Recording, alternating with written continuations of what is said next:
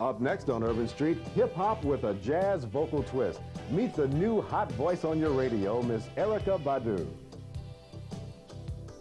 Explore the question of, does your mama know? Black lesbian coming out stories with author Lisa C. Moore.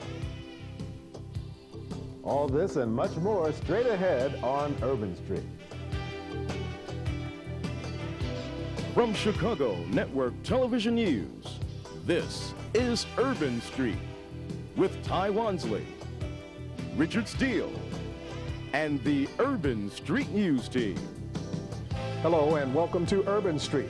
Black lesbian coming out stories in a moment. At the 8th Annual Black Expo Chicago, world-class illustrator Thomas Blackshear II made a rare appearance to meet and greet fans of his collectible art pieces. Well, actually, I own several pieces of Blackshear's work. The piece that appeals to me the most is the nurturer, but the mother and the daughter, because I am a mother and I have a daughter. So that piece appeals to me the most, and the guardian, as a protector of the children, and the protector, the piece that is named the protector, appeals to me the most. Blackshear's Ebony Visions collection of limited edition figurines emphasizes the beauty of the human art form and symbolizes the universal aspirations and ideals of humankind depicted through images which reflect the unique characteristics of African American culture. Blackshear deliberately portrays the figurines in a timeless setting in order to transcend a specific time, place, or culture. It does take time to produce a lot of the figurines for the Ebony Visions line. What I usually do is I find people to model for me, I set them up, take photographs of them, then put them in the poses I need them to be in.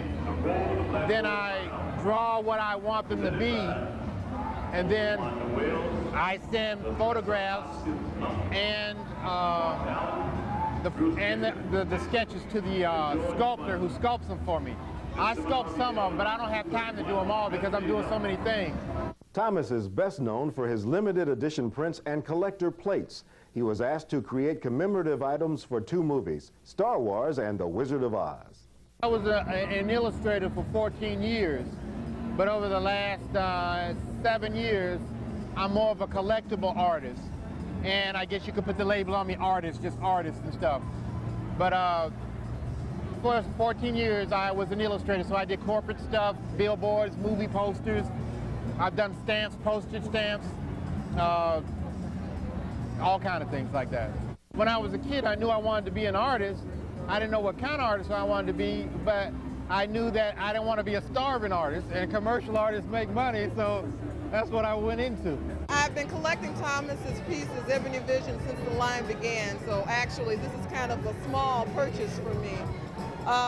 He's just phenomenal. He's a genius when it comes to fine art, and I'm just really glad that he was here at the expo this year because there's so many African Americans who really don't know anything about him or that this kind of art is actually being produced by African American artists, and I just think he's great. I've done quite a few postage stamps for the U.S. Postal Service. I did about 30-something stamps in all I've done. I did the movie postage stamps that came out in 1990, Gone with the Wind, Bo Jet, Stagecoach, and The Wizard of Oz. I did the Joe Louis stamp that came out. I did 4 of the Black Heritage stamps. I did a commemorative stamp book called I Have a Dream that the post office put out. I did the whole book. Some people might know me for the collector's plates that I've done. I did the Star Wars collector's plate series. I did the Star Trek collector's plate series, and I did the Wizard of Oz collector plate series. I'm an art major myself. I teach school, and I got to meet Thomas Blackshear at the International Expo. And at first I bought some of his Ebony Visions sculptures. They were very nice. He signed them for me. And in the process, getting to know Thomas Blackshear, I found out other things that he had done in the past, which was Star Trek, and that's why I have the Spock plate and Captain Kirk, which he also signed. So he's a very talented artist. All over the world, Blackshear's art has touched lives and warmed hearts by vividly capturing the true essence of the African American cultural experience. I think what appeals to me the most is being black. We're all a mix of different cultures, and this piece appeals to me because see beauty in the pieces. I look at them and I don't see African people. I see people who are black and beautiful, just as most of us are black and beautiful, not just African. Thomas Blackshear is no stranger to Chicago. He entered the Art Institute of Chicago on a scholarship and later attended the American Academy of Art. The American Academy of Art is a commercial art school here in Chicago. And I mean, that's where I really learned how to become a skilled artist.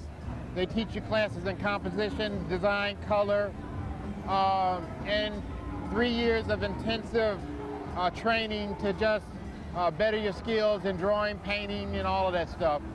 So I really did learn at this school. I thank God that I had the opportunity to go there. One final note on Blackshear. Rachel Robinson, widow of baseball pioneer Jackie Robinson, chose Thomas as her first choice to sculpt a figure of her late husband this year to celebrate the 50th anniversary of his induction into Major League Baseball. Coming up next on Urban Street, the hottest new sound on your radio, the hip-hop jazz stylings of Erykah Badu.